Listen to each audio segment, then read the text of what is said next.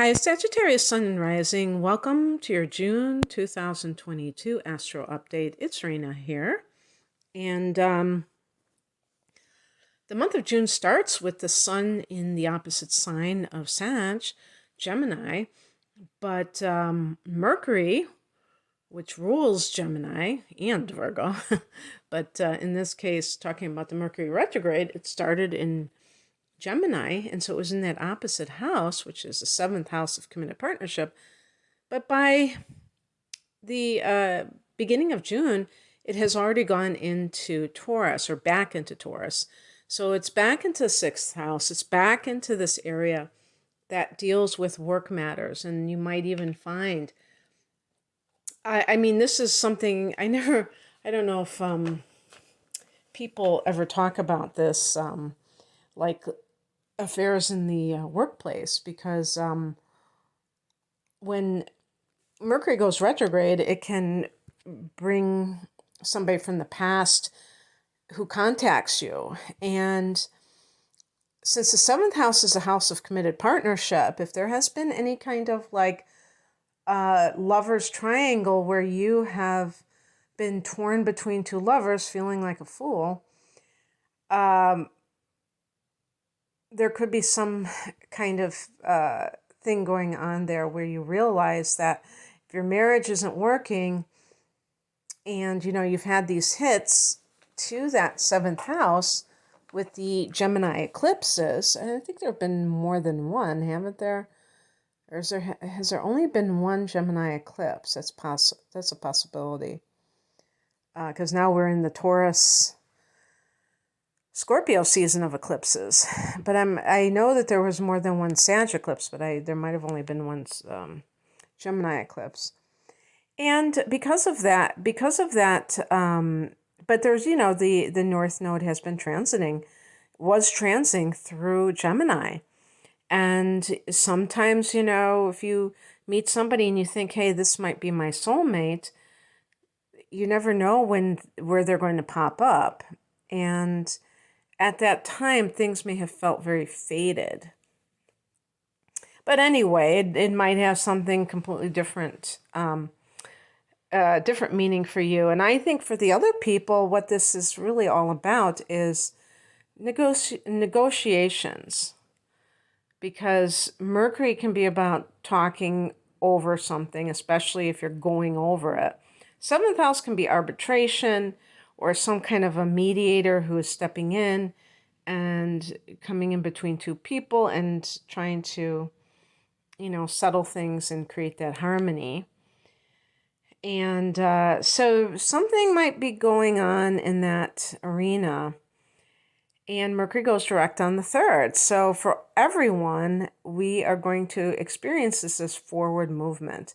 This is a personal planet, so it has a personal impact on us that we might feel very strongly. And for Sag, it opposes us when it is in Gemini. Obviously, now it's in Taurus. And that's actually a very strange angle called the inconjunction, but that's neither here nor there. For this time, we'll just kind of move on from that. But I am looking forward to when Mercury goes direct, just because it makes me feel like the things that I do are gaining ground, gaining traction. On the 4th, next day, Saturn goes retrograde at 25 degrees of Aquarius, which is a friendly angle to Sag, and ironically, in the 3rd house of communication, the house that Gemini rules in the universal chart. So can we make that that connection there? You know, possibly. But I just wanted to say that even though a planet like Saturn isn't a personal planet, and we don't have to, we do look at the retrogrades, and we do look at what house these outer planets are transiting in various houses, because it is going to mean something. And for the 3rd house and Sag, This is the area of social media, the area of, you know, communication in general, and teaching and learning. And so with a Saturn retrograde, like a lot of these retrogrades, we're either going over old territory, rethinking something, in terms of like with the Saturn transit in the third house, Sages may have been trying to write things, especially if they are things that are of a more topical nature. But I would put all kinds of writing in the third house, even, novels and things like that. But the ninth house that Sag rules, to me, is much more academic and, longer, more permanent kind of writings. Some writing that we do is very topical. No, how many people are reading a newspaper from 30 years ago unless they're doing it for some kind of a novelty reason? Usually, it's disposable, that type of writing. I said usually because if it's a major event, some of the journalists who have written stellar articles get the Pulitzer Prize or whatever they get, and they are known for being able to articulate the suffering of the populace, like 9/11 or something like that. But in general, it's very disposable. But there's something about that you are gravitating towards because of that Saturn placement there. And so this has been going on for a couple of years now. I think, well, I can't remember when Saturn went into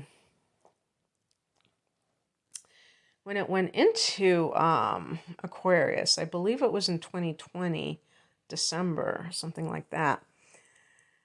So Saturn wants to ground things. It wants to make things manifest at a very basic, obvious level.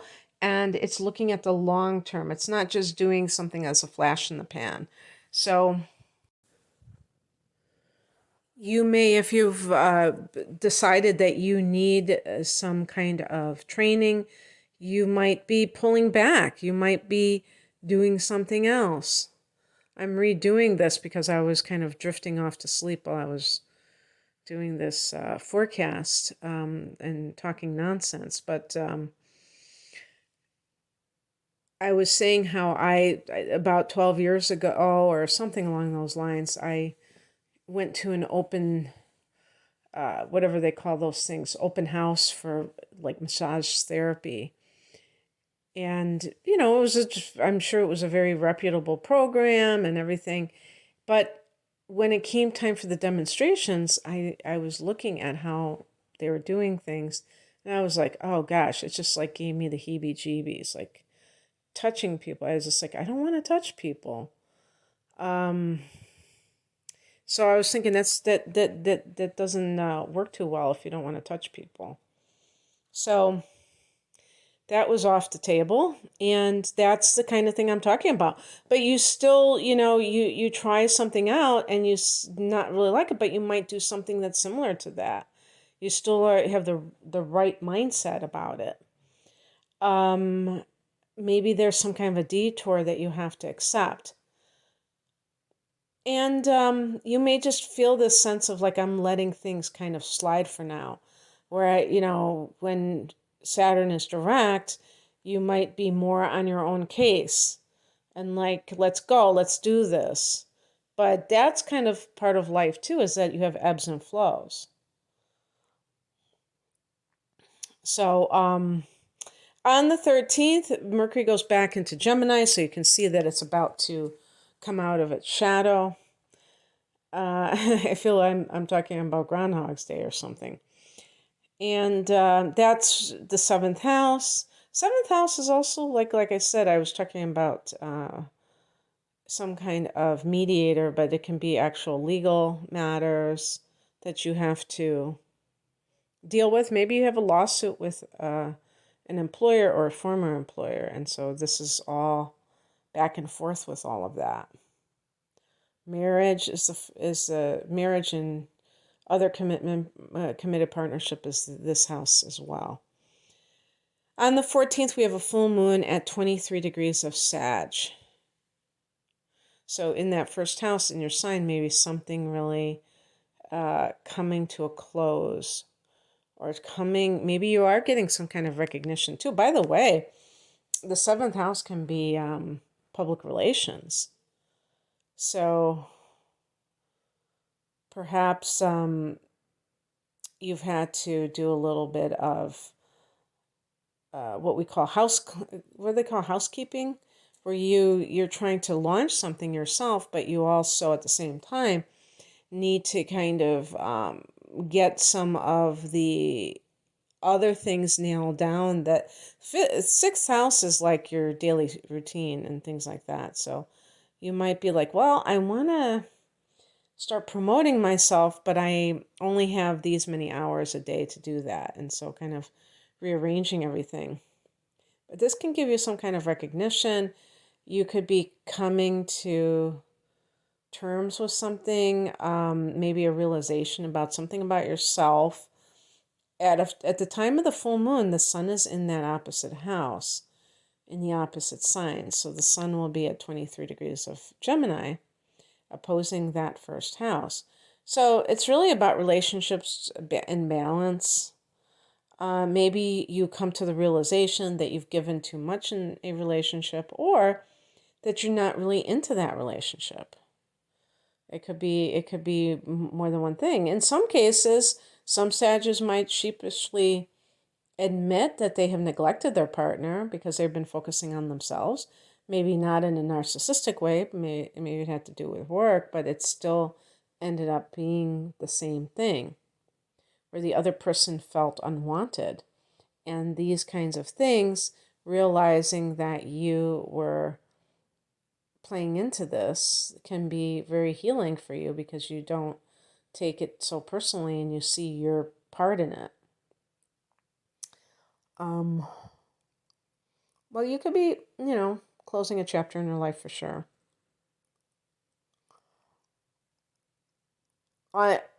Exactly a week later, on the 21st, we have the summer solstice in the northern hemisphere. Winter in the southern hemisphere. Just a power period. This falls in your 8th house. So that's really deep. And you'll actually have a new moon here on the 28th at 7 degrees of Cancer. So that's when things are really going to start to rock and roll, the last 10 days of the month, or even 12 days. So the first half of the month, you might feel still a little bit of the residual effects of that retrograde and eclipse energy, and then you start to feel more forward moving, and which Sag loves to feel. For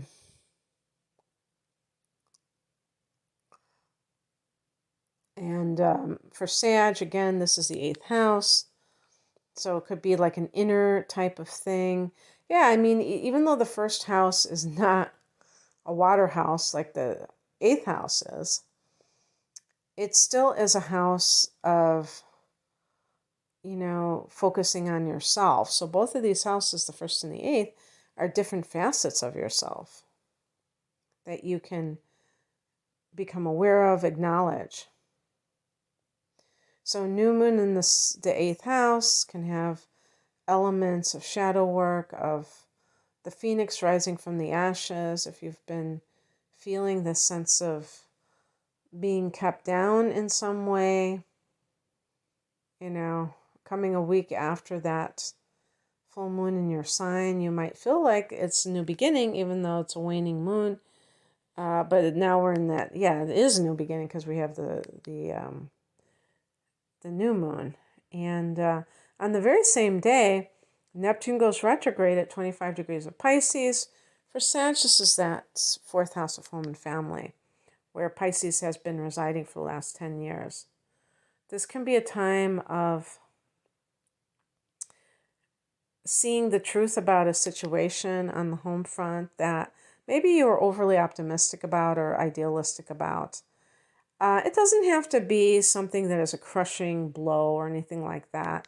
It can actually work on your behalf because you realize, wow, I have to get my act together here because this is something that is very important to me. I need to take care of this.